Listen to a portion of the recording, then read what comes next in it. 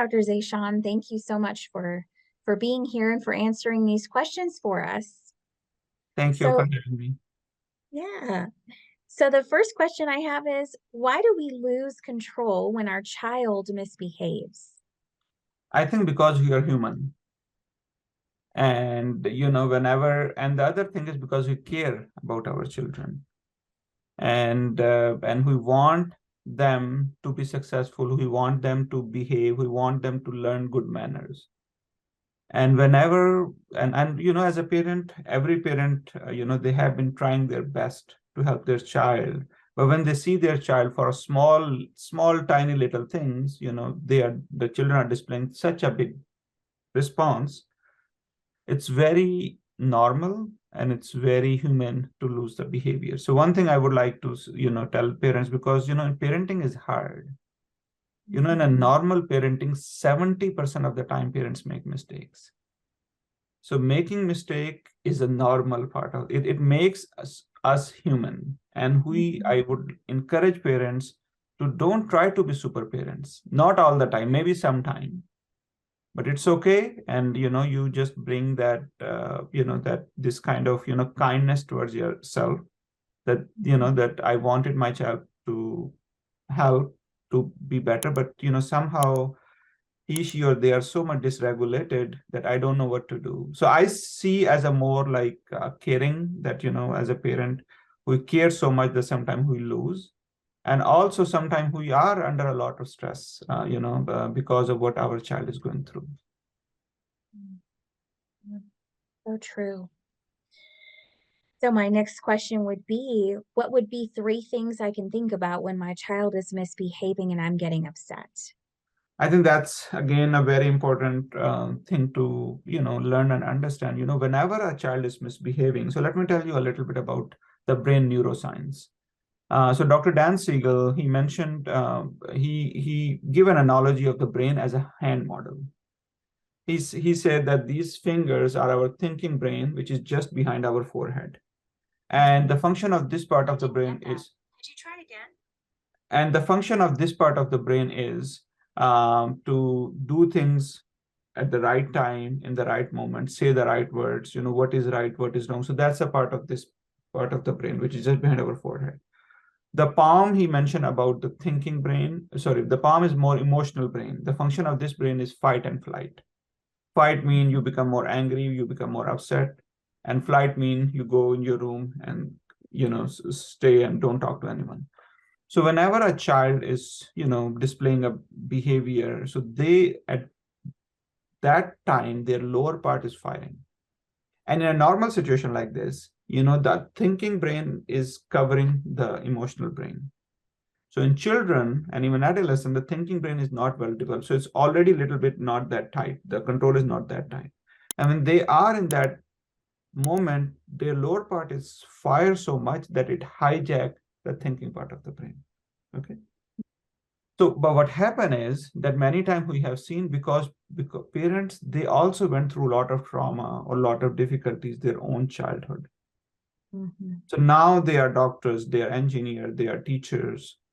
So whatever happened to them in the past, their brain forgets it, but their body remembered it. This is what Dr. Selma Freiberg called it, a ghost in the nursery. And because of those experiences, when the child is misbehaving with the lower part of the brain, it trigger our lower part of the brain. So sometime you may have noticed, that we are doing, we are having a really good moment, and child said something or made a noise or did something that it just trigger our brain too much, that even without realizing it, our brain go automatically on fire. Remember, it's not in your brain, it's in your body. So your brain, those memories are so strong that without thinking, you go on fire, start yelling, screaming, blaming. So what I encourage parent is, in that moment, you see your child misbehaving, not because they are bad children or you are bad parent. It's because they are expressing big feeling, because their lower part is fire and their thinking brain is hijacked.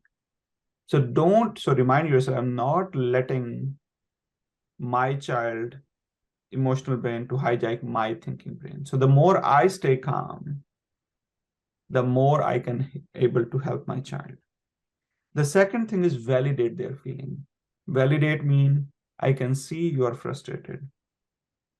You seem upset. You seem mad. You seem scared. How can I help you? So Dr. Dan Siegel say, name it to tame it. When we name that feeling, it's easier for us to tame that feeling. And when we name that feeling, we are activating the thinking part of the brain, which are being hijacked to it. Because the hijacked brain, so this brain is waiting for someone to add more fuel to me by yelling, screaming, blaming. But when we say, you seem mad, you seem upset, so you are making this activated. The third, collaboratively explore with them. You may know what is actually happened when you ask them what happened, how can I help? So you are activating this brain. And then give them some suggestion. Let's try this. So what is happening is the parents go to the suggestion and right and wrong right away, which add more fuel to the fire. So if you stay calm, if you validate the feeling, if you collaboratively explore and then give some suggestion, then they are more likely to listen to you, and then they are more likely to feel connected. That is brilliant information, and what a wonderful visual. Thank you so much for that.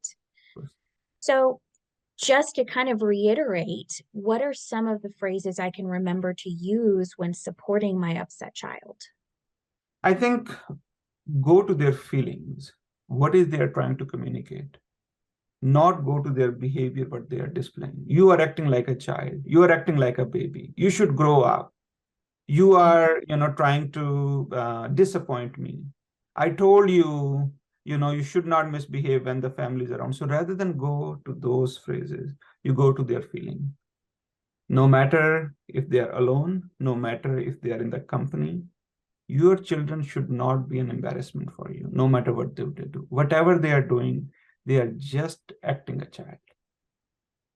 So what I would encourage them to go to if they are mad, just tell them, you seem pretty upset. You seem pretty mad. When the child is misbehaving, especially in the bigger function, everyone is looking at the child. Everyone is looking at the parent, in a very judgmental way. At least you should not judge the parent. You should not judge the child. You just go with the child. I can see you are frustrated. I can see you are upset. I can see someone, did something that made you upset. What can I do? How can I help you? Is there anything we can do, that can help you or support you?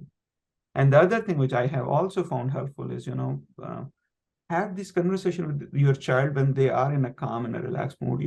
So yesterday, it was a really bad day. It didn't go well. What do you think I would have done? And sometimes the child may give you some suggestion, then try to do those things in that moment. But I think the validating, making those supportive statement, seeing in more an empathy, more kindness statement will help you connect with you. May not fix the problem, but I strongly believe when the connection is built, the behavior will get better automatically. So much truth to that. Thank you. And our last question is, breaking it down by age, how can I redirect my children's behavior when necessary? So definitely for younger children, because they are in the moment a lot. They go to the grocery store and they want to have this, they want to have that toy.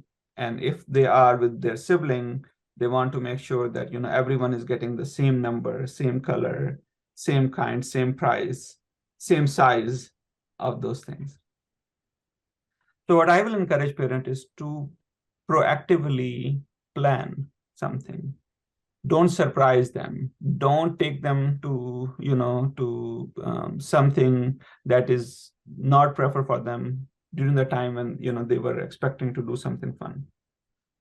So let's say you want to go to a grocery store. So just a plan with them, that on Saturday morning, we are going to go there, and then attach that something that they don't like to do, something that they like to do. And after that, we will do this kind of fun stuff. And in that moment when they are about to lose, you just keep reminding them, remember we have to go to the park. Remember we have to do that fun stuff. Remember we have to do those things. So the more we become proactive, the more we, take our making sure, we ourselves getting good sleep, we ourselves have a breakfast. No one is hungry in that moment. and then we have a list of things that we need to buy, and we know where those things are, so that we are not in a rush, not in a panic, or running or a crisis mode there. So the more we plan those things, I think the better we can help.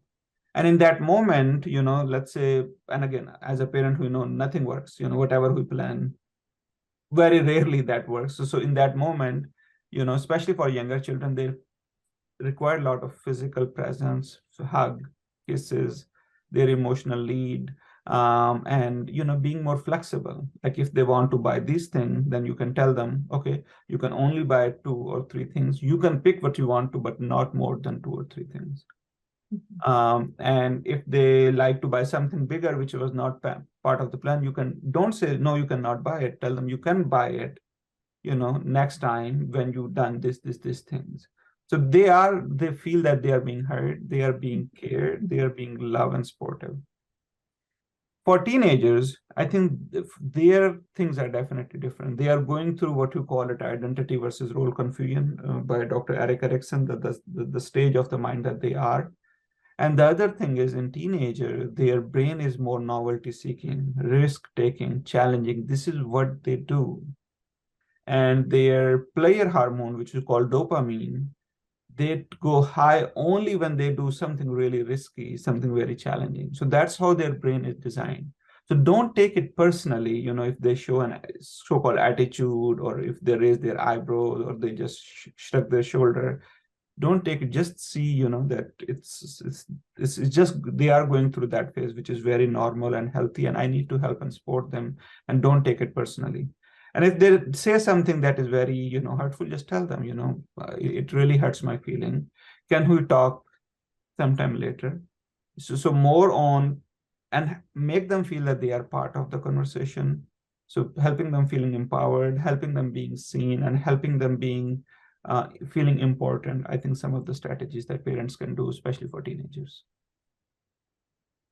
Such great, just such great information, and just overall, like I'm just sitting here thinking about what I wish I would have known and could have done differently. But I love that, because as humans, we just want to be seen and heard. And so thank you so much for sharing that information, and for being here and answering those questions for us.